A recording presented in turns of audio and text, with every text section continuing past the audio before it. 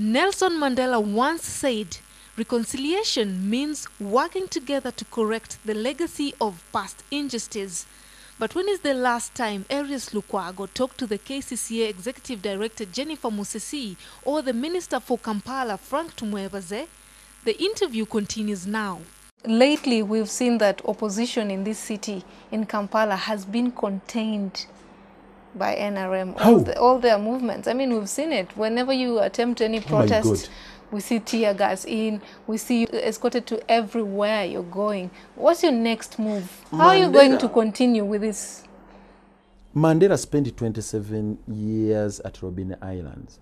Are you saying he was contained by the powers that be of that time? Somehow, but he had his plans. He was contained by apartheid. He had his plans. Who tells you so if you're in prison, if you're in Mandela's shoes, what would you do inside Robben Island? What would you do? You, as ERIAS LUKWAGO, like right now, because we see a lot of opposition is being contained in this city. What are your plans? What's your next move? It's like now you are saying, now that the police have cordoned off the Lord Mayor's parlor, I'm kaput. Oh my, you are daydreaming. That's an illusion. Actually, that's where this government goes wrong. They fail to learn from history. So do you have any plans behind, anything you want to announce right now so that we're ready for this?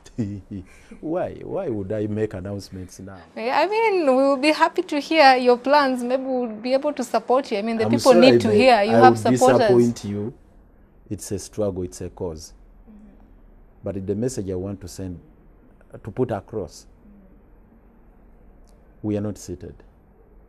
And let no one imagine that we are finished. That would be an illusion. I'll tell you one important thing. These people who are pursuing this impeachment process, the way they calculated it right from the beginning, they thought it was just going to be a mere walkover. You know what they call bare knuckles? They had to go bare knuckles because of impunity. They said now we have to jettison all the pretense, because all along they were pretending that we are doing it within the purview of the law. But it looks like they're still pushing for whatever Wait maneuvers a minute. they started. It has never been their wish that they would do it in such a shoddy and dirty manner. They thought it would be a smart move and convince everybody that whatever they are doing is perfect within the law. Now listen to this.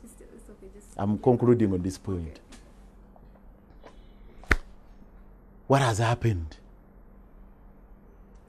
Everything was brought down in a twinkle of an eye. All that they had built using taxpayers' money to convince and hoodwink the world that actually they pursued the whole process within the parameters of the law. Speaking of that, people would want to know, I personally would want to know, do you still receive a salary as the Lord Mayor? No. Is government paying you? No, nothing. When did this payment stop for your salary? November. Oh, that's last year? November last year. Nothing like a wage or anything? I mean, last time we had you talking about your own people that you're supposed to pay, and you said you don't have salaries for them, but government came in and said they pay these people. So how are you surviving? You're calling yourself the Lord Mayor. You still they terminated all my benefits, my emoluments. The salary, fuel, and of course office imprest and so on and so forth, including remuneration to my staff. Their staff were attached to my office. When is the last time you spoke to Jennifer Musesi? I don't remember. I don't remember. Is it 1 year? Is it how many months? 6? I can't tell.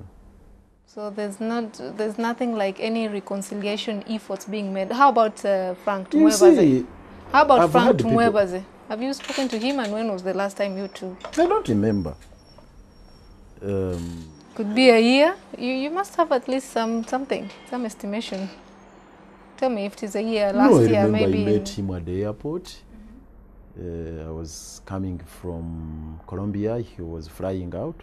Oh, he was also, I think, returning to the country. We met in the VIP lounge. He was with his wife and the children. I hugged everybody. You hugged him as well? I hugged him as well. I would want to know what you whispered. What you whispered to his ear. It was the Honorable Banyenzachi. For me, let me tell you, I have no ill feelings or ill will against anyone. In every dark cloud, there is a silver lining. And what's your silver lining in all this? What's your silver lining? The silver lining, we have exposed the lies, demystified all these issues the propaganda they were parading, debunking the lies that actually the office of the Lord Mayor had been stripped of the executive powers and vested the same into the person of the executive director, and that what was left of the office of the Lord Mayor is purely ceremonial function. That has been debunked. Because if you are saying I'm incompetent, tell me which function I never presided over in my capacity as the Lord Mayor. But do you have any regrets for not having worked with the executive director, Jennifer Musisi? Working as friends or as members of the same institution? As members of the same institution, because she was doing her job. Let me tell you. Constructing roads, beautifying the city. But while you were here talking to your people, the so-called local person, the person of Kampala. Power of propaganda. Just clear that up for me and tell me if you have any regrets. Because I imagine if you had worked with her, maybe along the same lines with her, you wouldn't be in this position today. Look here. You just have to assess the role of the Lord Mayor. Actually, before you even come to look at the current legal framework, just put it in the proper perspective of the system we inherited and the kind of message I put across, the promises I made. Are you going to stand for your Kampala Central seat, or what will happen to you? My dear sister Azia, yes. Let me tell you this. President Museveni is aging together with all his colleagues who went to the bush. All the bush war generals are aging with him. So for me, when I see this fight between Amama Mbabazi versus Museveni versus Kayinde Otafiire versus so and so, I just look at a bunch of aged men leaving the stage for us. So for me, when you talk about these petty issues, councillors are going to choose amongst themselves. Oh my God, I'm just 43 years. So you're looking at MP or... President Museveni is clocking 70. There is an age difference of 30 solid years. Whether Museveni likes it or not, no form of manipulation that is going to keep him in power for the next 7-10 years. He's going. So for me... Is it MP or president? Forget about that. Whether it is MP, whether it is road mayor, whether it is presidents, our time has come. It is our time now to take charge of the destiny of this country. So that's why I'm not bothered about this manipulation. It has got its time. Impunity, you can manipulate the process, you can do this and that, but once time has come, forget it. It's our time now to take charge of the destiny of this country. Lord Mayor ERIAS LUKWAGO, thanks so much for accepting to talk to us. I appreciate this. That was the Lord Mayor ERIAS LUKWAGO for you. Urban Today continues. I'm Razia Athman. Thanks for watching.